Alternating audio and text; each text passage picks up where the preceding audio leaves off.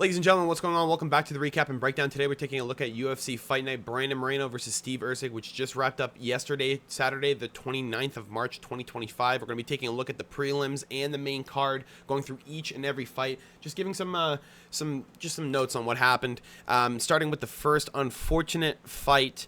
I didn't really agree with the decision here, but it is what it is. Markel Medeiros versus Austin Hubbard. Markel eases out a decision. I thought Austin Hubbard won 29-28, but Markel did come on strong in the third round.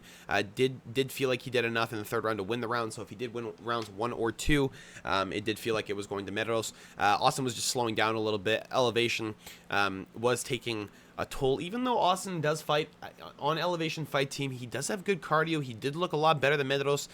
It was taking a toll on both guys. Medeiros kind of falling apart, but they did give him the split decision, which I found a little bit weird. Markel Medeiros, he fights anyone else at 155 that's half decent. He's not winning the fight. That's 2 fights in a row where it doesn't really look like he won.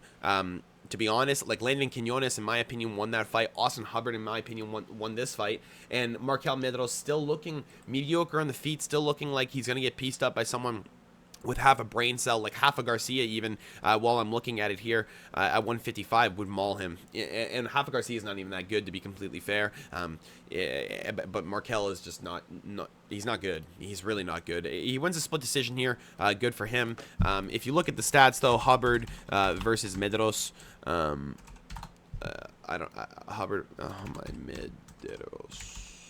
I don't know how the fuck I can't spell it here. But if you take a look at it here, yeah, Markel does land more in the first, but as we go further, you know, that second round, just the control. It's the control of Austin Hubbard, the full control. And you're looking basically at the third round where Markel Medeiros lands an elbow. It's literally a singular elbow that causes Austin Hubbard to start bleeding a little bit, and they give that. I understand damage is the #1 scoring factor. I get it. I 100% get it. But Austin Hubbard literally controlled him for 3 minutes and 30 seconds of the round. Looked like he was closer to ending the fight than Markel ever was, and yet they still gave the round to Markel. It is what it is. I'm going to stop complaining about it, but good win for Markel Medeiros. We're going to move on next on the prelims. Jamal Emmers versus Gabriel Miranda. I was a little bit worried about Miranda's submission game. He is really good with it. He rips guys apart on the ground. But, again, he's a little bit of a fraud in the stand-up. And when you're inside of the UFC, the guys are just too good at mixing it up that you kind of have to have good stand-up alongside good grappling in order to even initiate the grappling because you're trying to throw something ahead of it. You're trying to, you know, create some opportunities, create some openings with your hands. And the problem is Gabriel Miranda couldn't start anything. And Jamal Emmers did get in a bad submission situation, but just pulls out of it and just fucking tags Moreno up and drops him.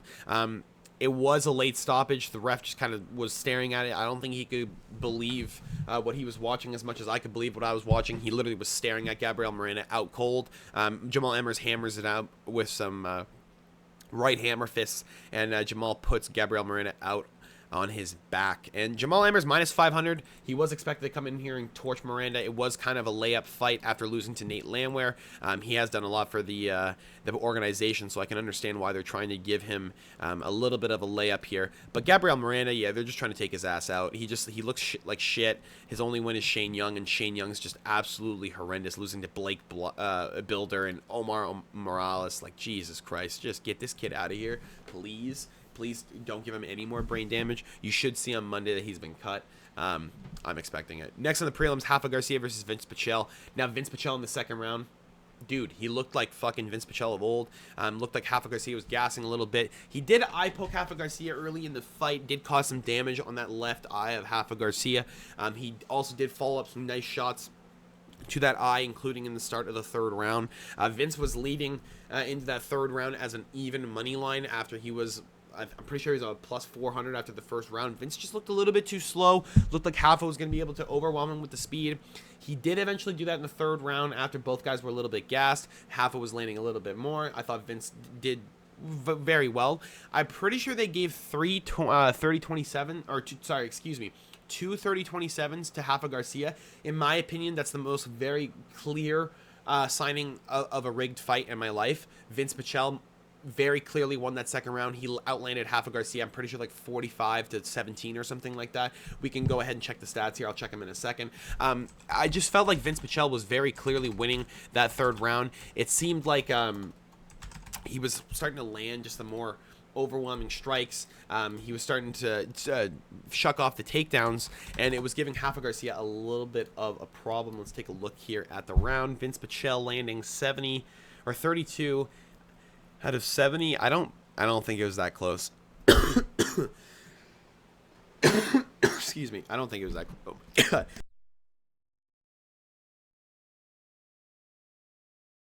All right, we're back. We just sneezed a little bit. We had to come back. Yeah, it really felt like Vince Pichel won that second round. I don't know how they gave it to Rafa Garcia. It is what it is. But again, Vince Pichel, 42 years of age. You didn't really expect him to do anything more. You kind of expected exactly this. And Rafa Garcia gets a decent win on his record. It is by decision. I kind of wished he would go for a submission victory and try and finish some of these fights instead of just sitting around and going for a decision, since that's basically what Rafa does now.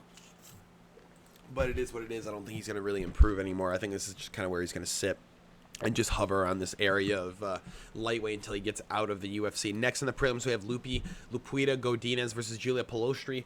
I had Lupi all day. I thought Lupita is just way better than Julia. And Julia's nickname, the Psycho, yeah, it's real. It's real.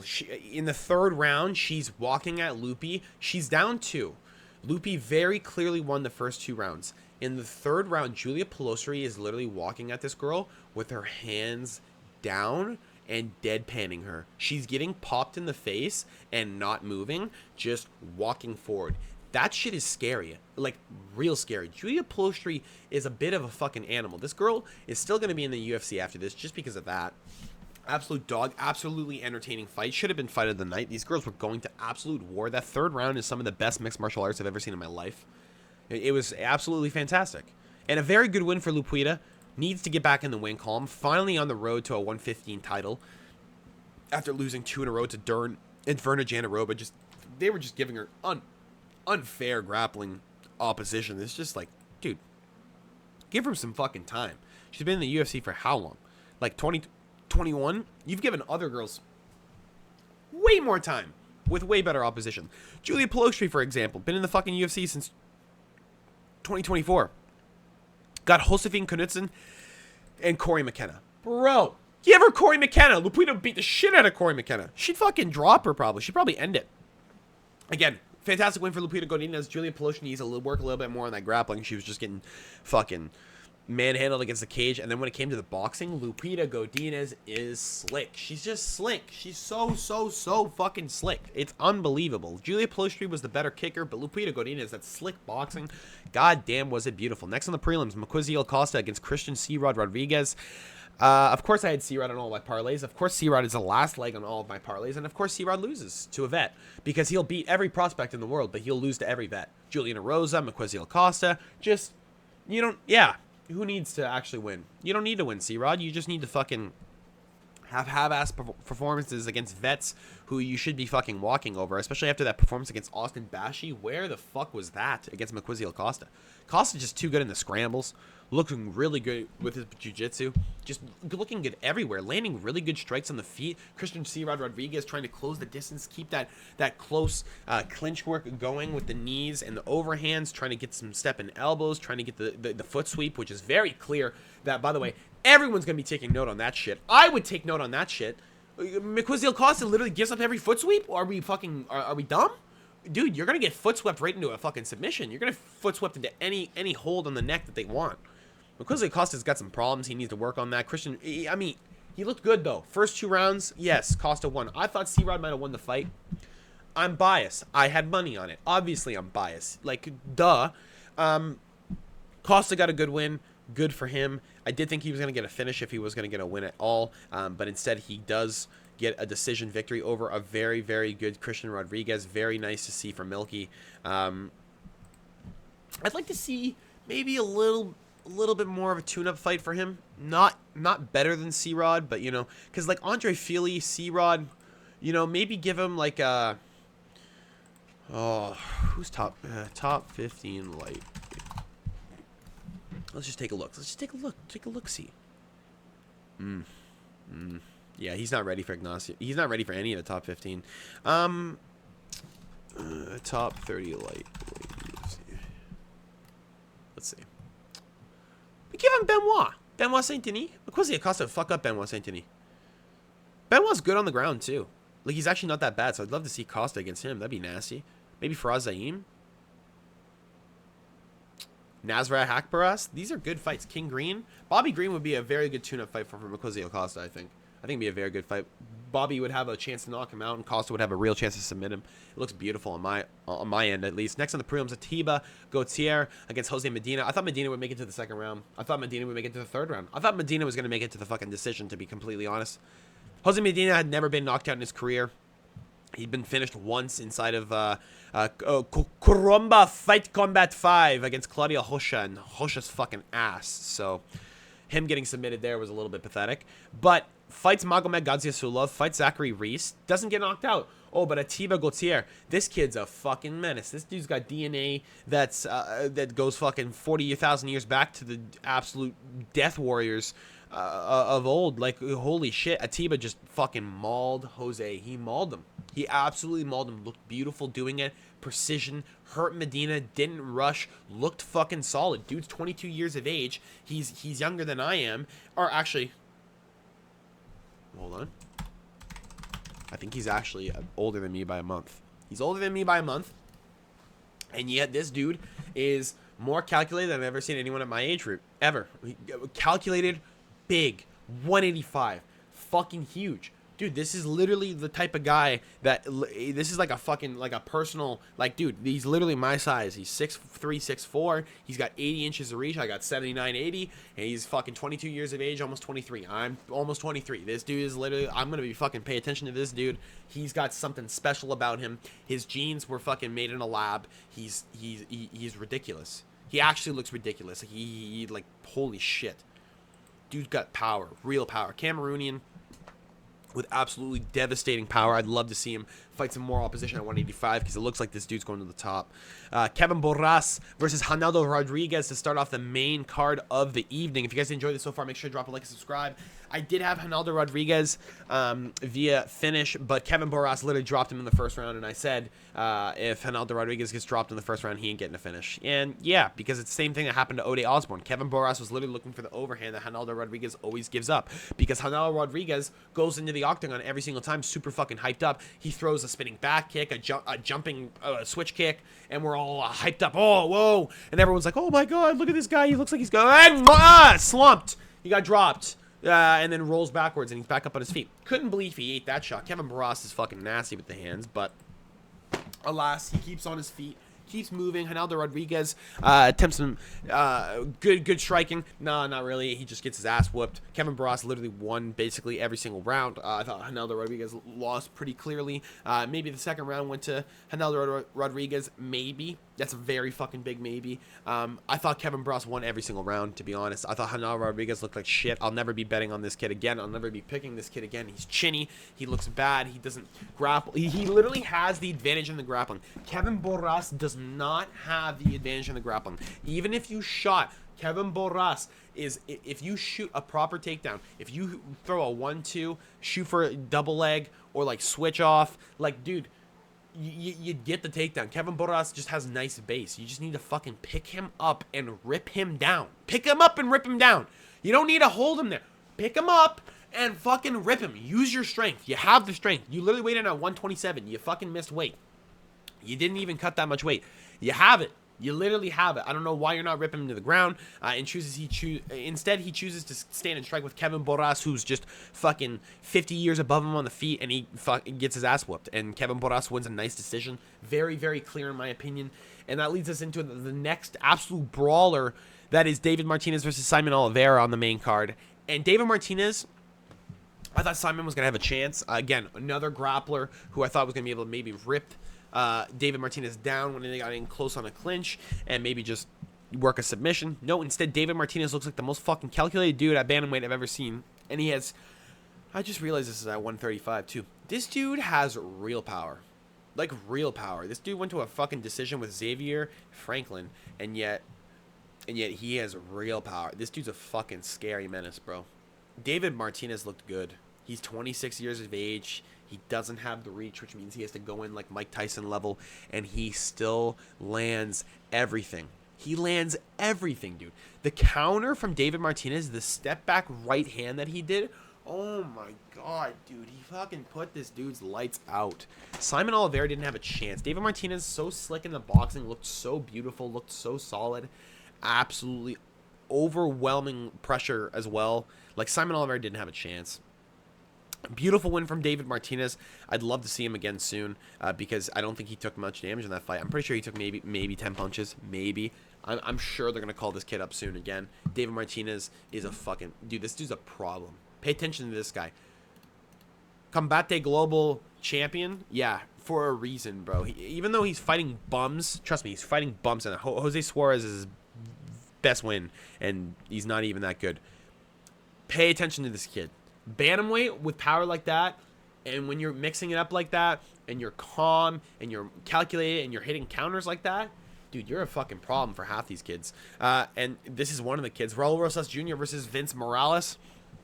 Now, I had Raul Rosas Jr. by finish. He couldn't get the body lock. Vince Morales, very, very well aware of where he stood on the ground. Very well aware of what Raul Rosas Jr. was trying to accomplish, trying to attain mount, trying to attain back control, trying to get a body triangle, trying to get any sort of lock that would allow and assist him to move on to a submission, and Vince Morales didn't allow it. He allowed the outside body lock where you have your legs basically around his one leg from the back, and Vince Morales is basically just gaining a hip the whole time, just trying to move. You're not going to get a rear naked choke from that position because Vince is able to lean off on the side unless like somehow you're able to get both hands free, but Vince is working the wrist control. He's keeping himself very submission defensively aware.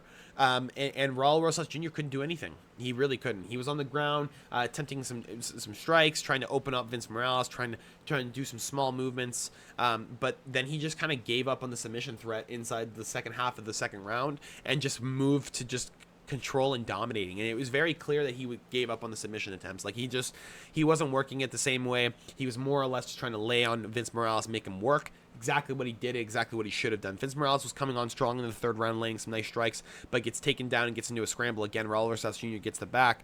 Again, like I said, that half lock position, and we're just sitting there forever. And Raul Rosas Jr. wins a boring decision. Good for him. I'd like to see him win some more finishes though, because like Arichi Long, Vince Morales who gets choked out early in his career by Domingo Pilatre in Contender Series. Like, bro, Raul is so years above that dude. Like, we need to have some finishes for Raul because I think, in my opinion, he's taking a little bit too long in the UFC to get these dominating wins. Like, you're trying to build up your rep. They're not going to feed you to the wolves. They're not. They're feeding you to guys they know you can beat. You need to get the finishes. You're a young kid. You're literally coming into a bigger frame. You're a big fucking dude. You're 20 years of age. You're going to be a featherweight at some point or a fucking lightweight. You need to start getting finishes on these guys who technically are smaller than you. Like, you need to start moving it a little bit. Vince Morales is not an easy guy to submit, but I think Raul definitely had the position a couple of times. I think he could have worked it. Next on the main card, we had Edgar Chairez versus CJ Vergara. Yeah, I even said it on the stream. I said I think Edgar Chairez is going to land a 1-2 and then follow up and just jump on the back of CJ Vergara. What does he do? Lands a 1-2 and a 1, follows him up, jumps on the back, chokes out CJ Vergara. Very good win for Chairez. I was very proud of him because this guy comes from just the fucking Baja California, Mexico, bro. Like, this is just like fucking nowhere. This dude loves to fight. Jesus Aguilar, really? He choked him out? That's a fucking huge win for Jesus. I'm gonna keep an eye on Jesus because he's still nasty. Like, has the triangle win over Daniel Lacerda. He already choked him out in the first fight. It should have been this like 2 wins in a row. But you know, he tapped. I didn't tap. Fuck off. You were going to go out anyway. It didn't really matter. CJ Vergara gets choked out inside the first round. Didn't really have a chance in the first place. But a lot of people thought maybe CJ was going to be able to keep the pressure on Edgar, maybe take him to a decision, maybe give Edgar Chairez his first decision win of his life. No. Edgar Chairez was always waiting for a finish here. He was talking about it all week, said he really, really wanted it, said he was going to get it. And he got it. First round submission. In front of his idol, in front of his country, in front of everyone, in front, hopefully, of his grandfather who's in heaven, if it exists. I know that's shitty to say. I don't know. I don't know what to say. I fucking feel bad for the guy. Okay, Edgar Chairez's grandfather paid listen, last year, Edgar Chairez didn't have money for surgery. He comes to this year. Guess how he got the surgery? His grandfather fucking sold his truck. Okay, grandfather's no longer here. Grandfather passed away. This is his first fight, I believe, without his grandfather in the audience. And Edgar Chairez pulls off an amazing submission victory. I hope to God that that dude's watching down on him because he deserves it. Edgar Chairez with a beautiful, beautiful submission victory. And if you had under half a round, well, sucks to fucking suck, buddy. 2:30 on the clock. Manuel Torres versus Drew Dober next for the co-main event of the evening.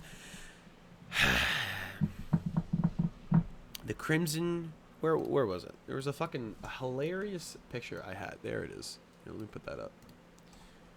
The Crimson Chin falls again. Yeah. Yes, it does. Yes, it does. Manuel Torres drops Drew Dober with a 1-2 right on the fucking cheek. Or on the chin, the Crimson Chin, and puts his ass out. A little bit unfortunate for me because, again, Drew Dober, of course, is the last leg for the parlays again. That's $4 in parlays, man. I didn't bet $4. I bet like $150 or $200, but it's to win $4. And the Crimson Chin falls again. Whatever. I should have just bet the under 1.5 rounds. It was very clear that this fight was not going to last very long. Manuel Torres, El Loco, the absolute savage, comes in, drops Drew Dober very quickly, looks beautiful. Drew Dober literally woke back up, thought he was still fighting, okay? He literally thought the fight was still going on. Fight's been over for a little while, bro. Like, you've been out for about 5 seconds. You're up on your feet now, and you're like, what? What happened? No, dude, you lost. The Crimson Chin lost, okay? I stare at this photo, and I'm just like, why did I pick him? He's old. His chin's fading. He's not fighting it's not a racially motivated fight. Like, Drew Dober is always going to lose that fight. Next, for the main event of the evening, Brandon Moreno versus Steve Erceg. I had Brandon Moreno by decision. And looky here. Steve Erceg, I thought won, or didn't win, sorry. I thought Steve Erceg 48-47 loss made sense. They gave Brandon Moreno 49-46.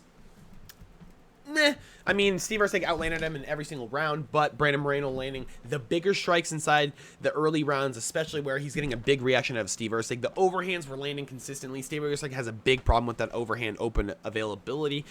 Every single overhand from Brandon Moreno was landing. He was just fucking... It looked like he had... no problem. It really looked like he had no problem landing every single combination on Steve Erceg. Erceg was not keeping his hand up on the right side until about the 3rd or 4th round. He was starting to be a little bit more defensively sound. He was starting to come into his own, getting a little bit on the flow state. Erceg not going to get cut for this. He has lost 3 in a row. But, dude, he's so entertaining. It's unfortunate because he's got such a sad face when he loses, too. Like, and he's such a good guy. And when he talks, like, he's so cute with that little lisp. Like, you're like, oh, dude, I feel so bad for you. Steve Erceg will be back from this. I think he'll fight some good opposition at 125, get his ass back up in the mix for the championship. But Brandon Moreno very clearly still dominating the division, still going to go on and fight Pantoja once again, and still most likely going to beat Pantoja, because I really do feel like at this point in his career, Brandon Moreno will be able to defeat Pantoja. I did think he won the first fight. I did think he won the fight against even Royval. I mean, or no, actually, I thought Royval won that fight. Never mind. I'm taking that back. But I did think he won that Pantoja fight. Nobody knew what they were watching. Everyone was so confused. Every single scorecard was fucking wrong. Literally no one knew what they were watching. I did think Pantoja could have edged it out, but the rounds that they had for Pantoja was absolutely ridiculous. But this is just a very clear indicator that Brandon Moreno's just above Steve Erceg when it comes to in terms of like the experience and like just the overall availability of his arsenal. Like, Steve Erceg's a very good boxer, but he doesn't have the ability to mix up takedowns, and that kind of leaves guys less inclined to block low, and that kind of is why he's unable to get off these big boxing combinations, because Brandon Moreno's just keeping his hands high. He's not worried about Steve Erceg shooting for a takedown. Now, meanwhile, Steve Erceg's worried about a takedown from Brandon Moreno because that's all he does. He shoots for fucking takedowns, tries to rip you. Like he did it early in the fight. Brandon Moreno grabbed his leg and then threw an overhand. He's mixing it up. He's giving Steve Erceg a lot to think about. And when you have a guy that's that good on the ground like Brandon Moreno, who has choked out Davidson fucking Figueiredo on the ground, you're worried. You're stressed out that he's going to take you down. And that's understandable why Steve Erceg's keeping his hands a little bit lower, eating those overhands. You can't eat many of them, bro. Kai Kara France gave you 2 of them. You got dropped. And Brandon Moreno dropped him in the first round. Well, didn't drop him, but hurt him really, really bad with an overhand. Steve Erceg leaving himself way open to those overhands. He needs to work a little bit on that. And if he does work on the grappling and he gets himself a little bit more confident in that situation, I think he will be a lot better of a fighter at 125. And I think he'll be able to just maul himself to a title, even though he arguably could have beat Pantoja there, because Literally was a round left, the 5th round. It was the final round. And unfortunately, Pantoja just got that takedown and won the fight. And Erceg knew it too. You saw it on his face. Anyway, that's all I got for you guys today. Hope you guys did enjoy this. Make sure to drop a like and subscribe if you have not already. I'll see you guys on, I guess, Tuesday for the predictions and breakdowns for the next UFC Fight Night, which is... where is it here? Let me pull it up. Josh Emmett versus Lerone Murphy, which is on the 5th of April, 2025. That is a fucking disgusting card. You have Davy Grant, you have Gerald Mearshart, you have Kennedy Nzetsuku, Cortavius Romeus, Jordan Brito, Pat Sabatini, Lerone Murphy, Josh Emmett, Vanessa Demopoulos, who, by the way, is going to maul Talita Alencar. Talita Alencar is going to lose that fight 5 times out of 5. That's a promise. A lot of good. And Luma Lookbunmi. Bro, Luma's fucking fighting. Hell yeah. She's fighting Estela Nunes, too. Oh, my God. What?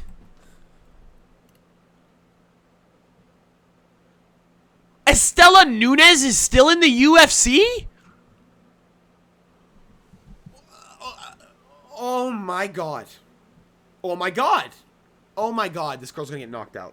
Oh, my God. Lookbunmi's going to knock this girl out. Okay, well... That's for another day, guys. That's for another day. I'll talk to you guys later. Have a great night. Peace.